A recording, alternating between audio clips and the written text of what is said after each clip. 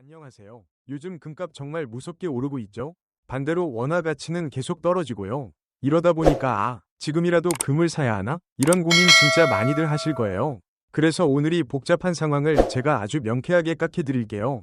누구나 쉽게 따라할 수 있는 현명한 금매 실전 가이드를 지금부터 알려드리겠습니다.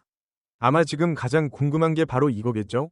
뉴스를 켜면 맨날 금값이 최고가를 경신했다는 소식만 나오니까요. 과연 지금이라도 올라타야 하는 건지 아니면 너무 늦어버린 건지 정말 고민이 깊어질 수밖에 없는 시점입니다. 그리고 우리들의 이 모든 고민 뒤에는 바로 이 숫자가 있습니다. 원달러 환율이 거의 1480원에 육박하고 있어요. 이게 바로 우리가 한국에서 금을 살 때 국제 시세보다 훨씬 더 비싸게 느껴지는 아주 핵심적인 이유 중 하나거든요. 자, 그럼 본격적으로 한번 들어가 볼까요? 우선 지금 금 시장이 도대체 어떤 상황인지 그 큰 그림부터 확실하게 짚고 넘어가야겠죠? 네, 바로 이 문장이 지금 상황을 빡 요약해 줍니다. 그니까 국제 금값 자체가 이미 높은데 여기에 원화 가치까지 뚝 떨어지는 상황이 겹친 거죠. 이 두 가지가 합쳐져서 우리가 금문방에서 보는 가격표를 계속 위로 밀어 올리는 말 그대로 이중 압박이 가해지고 있는 겁니다. 첫 번째 글로벌 요인은 바로 달러의 가치입니다. 국제 시장에서 금은 달러로 거래되잖아요. 그래서 아주 쉽게 말하면 달러의 힘이 약해지면 그 반대편에 있는 금의 가치는 상대적으로 올라가는 경향이 있어요. 그리고 이게 우리한테 가장 직접적으로 와닿는 부분이죠. 국제 금격을 우리 돈 원화로 바꿔서 사야 하잖아요. 근데 환율이 이렇게 높아버리니까 똑같은 무게의 금이라도 우리가 지불해야 할 원화 가격은 훨씬 더 비싸질 수밖에 없는 거예요. 마지막으로 큰 손들의 음주임도 무시할 수 없습니다. 전 세계 중앙은행들이 정말 꾸준하게 금을 사들이고 있어요. 이건 뭐 단기적인 유행 같은 게 아니고요. 국가 차원에서 금을 안전자산으로 보고 있다는 아주 강력한 신호입니다. 중장기적으로 금 가격을 탄탄하게 받쳐주는 구조적인 힘이라고 볼 수 있는 거죠. 자, 그럼 우리가 금 한 돈을 살 때 그 가격표는 도대체 어떻게 딱 정해지는 걸까요?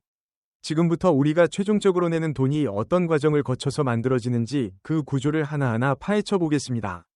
딱 이 4단계를 거칩니다. 먼저 국제시장에서 거래되는 순수한 금 가격에서 출발하고요.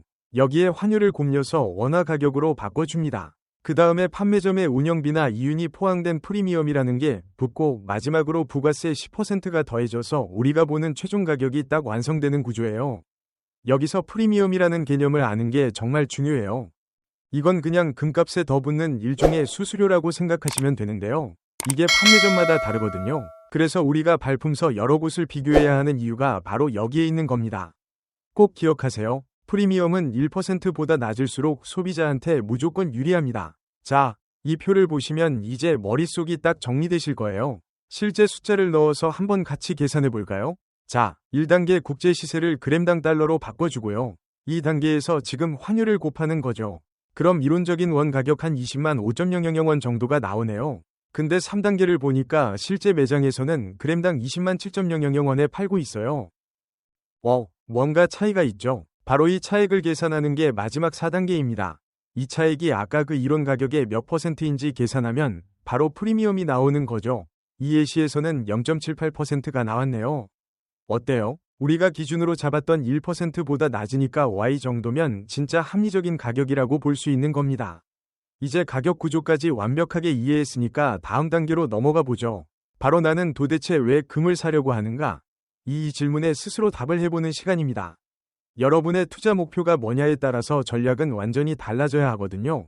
여러분은 이 세 가지 유형 중에 어디에 해당하시나요?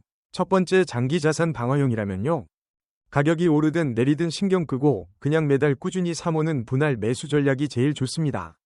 KRX 금시장 같은 곳을 이용하는 것도 좋은 방법이고요. 두 번째, 실물 보유 선호형이라면 이걸 어디다 보관할지 또 급을 때 바로 현금으로 바꾸기 어렵다는 점을 반드시 생각해야 합니다. 마지막으로 단기 시세 차익형이라면 지금처럼 변동성이 클 때는 정말 조심해야 해요. 아주 보수적으로 나만의 엄격한 손절 원칙을 꼭 갖고 접근하셔야 합니다. 좋습니다. 이제 거의 다 왔어요. 마지막으로 매장 문을 열고 들어가기 바로 직전에 우리가 반드시 확인해야 할 가장 실용적인 최종 체크리스트를 딱 정리해 드릴게요. 바로 이 5가지입니다. 이 슬라이드는 꼭 사진 찍어 두세요.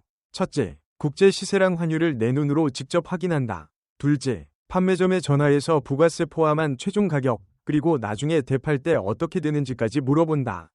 셋째, 우리가 배운 대로 프리미엄을 직접 계산해서 1%가 안 되는지 확인하고요. 넷째, 사고 마서는 영수증 같은 증빙 서류를 꼭 챙겨야 합니다. 마지막으로 이걸 어디에 안전하게 보관할지 계획까지 세우면 완벽합니다. 그리고 오늘 제가 드리는 말씀 중에 가장 중요한 경고 메시지를 다시 한번 강조하고 싶어요. 금을 안전자산이라고들 하지만 그렇다고 해서 빚내서 투자할 자산은 절대 아닙니다. 시장은 언제나 우리 예상과 다르게 흘러갈 수 있다는 점 꼭 명심하셔야 해요. 자, 오늘 우리는 현재 금 시장 상황부터 가격이 어떻게 정해지는지 그리고 실제 구매 전략까지 정말 꼼꼼하게 다 살펴봤습니다. 금 분명히 매력적인 자산이죠. 하지만 가장 중요한 마지막 질문은 결국 여러분 자신에게 달려 있습니다. 오늘 배운 내용들을 바탕으로 이 질문에 대한 답을 신중하게 한번 고민해 보시고 후회 없는 현명한 결정을 내리시기를 합니다.